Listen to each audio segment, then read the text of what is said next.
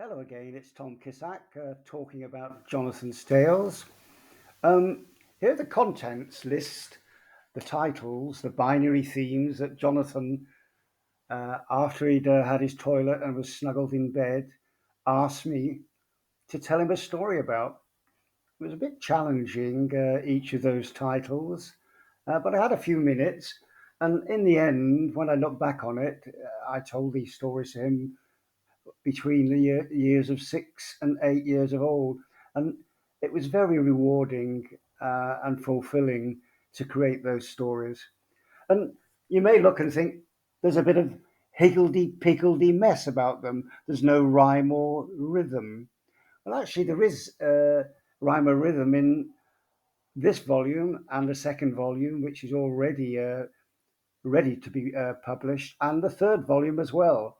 So, for instance, the top tale, the dragon in the window, and the bottom one, the hammer and the shoe, they both actually are all about royalty. They involve kings and queens and the trials and tribulations. And the nine stories within those two, top and bottom, uh, are really reflective of the what Jonathan Tales is all about, magical realism. And they not only reflect that, they're chosen for specific reasons. I told him stories, as I said in the author forward, um, to help him understand, in some respects, a broader morality. And at least one issue in each of those stories attracts that subject matter.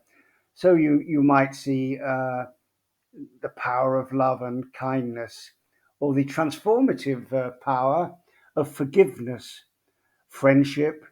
You might see things like the emphasizing that we're all different, but we're not all different. For instance, the squirrel and the fish talk specifically about that. Um, and so there is, in some of them, a spirit of inclusivity. But in a sense, there are, for me, a magical journey myself. They're a metaphor for my life. I'll talk more about that later. The next slide I'm going to show after this is to basically give you an indication of the beautiful illustrations that are heading each of these stories. Okay, that's it for now. Have a great day. Bye bye.